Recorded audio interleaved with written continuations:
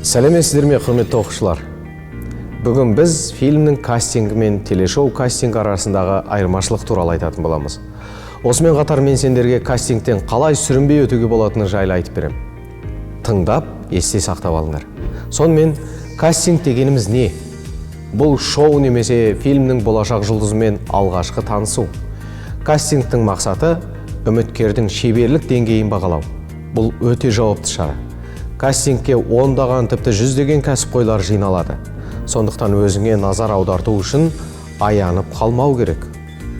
Теледидар туралы айтатын болсақ, онда көбінесе шоу немесе ойын-сауық бағдарламаларына арналған кастинг өтеді.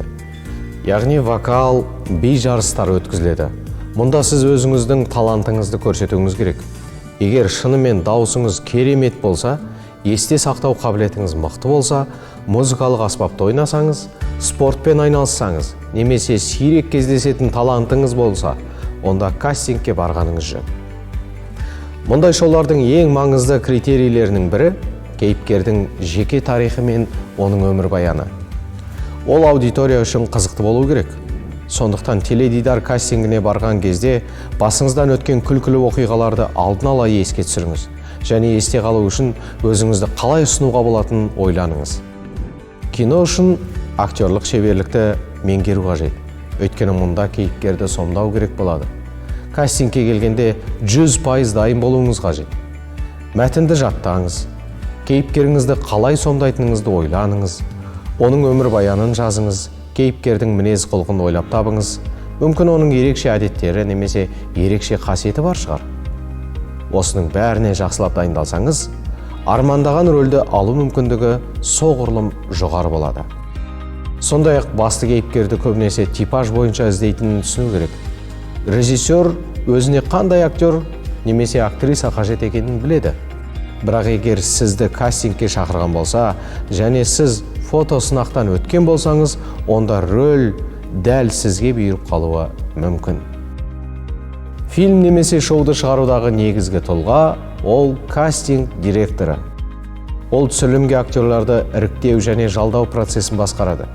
Кейде оның жұмысы еленбейтіндей көрінеді. Актер рөлді жақсы сомдап шықса, режиссерлер мен продюсерлерді мақтап жатады.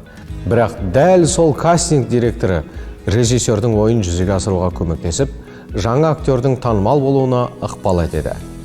Адамды киіміне қарап қарсы алады дегенді естіген шығарсыз. Сондықтан ең алдымен сыртқы келбетіңізге мән бергеніңіз жөн. Имиджіңізге сай киіміңіз қарапайым немесе ерекше болуы мүмкін. Шаш үлгісі де өте маңызды.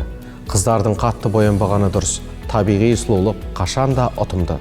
Айтпақшы, ұсақ жолақтары бар немесе гүлді киімдерден аулақ болыңыз. Экранда ол дұрыс көрінбеуі мүмкін. Балаларға арналған кастингте де, ересектердің кастингінде де жарқын мінез бен әзілге жақын болу жоғары бағаланады. Дегенмен әзіл деген осы екен деп шектен шығуға болмайды. Жоғарыда біз өзімізді ұсына білу маңыздылығы туралы айттық. Егер сіз импровизацияны білсеңіз, және өзіңіз туралы еркін айта алсаңыз жақсы. Дегенмен кәсіби мамандар мәтінді дайындап баруға кеңес береді. Осылайша сіз стресстік жағдайға қарамастан өзіңізді жақсы жағынан көрсете аласыз.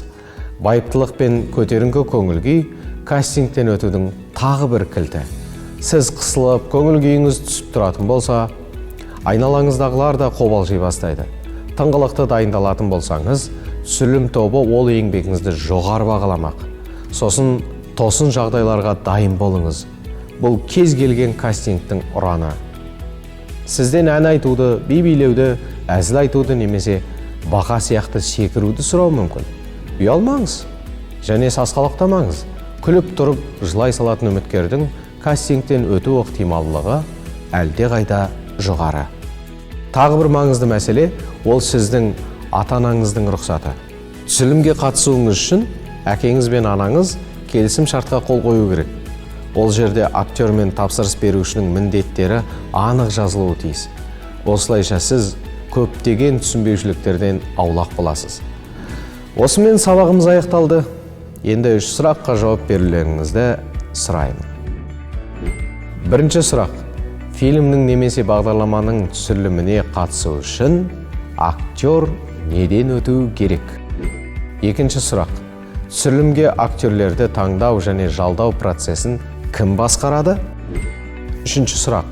Түсірілім алдында қандай құжатқа қол қою керек?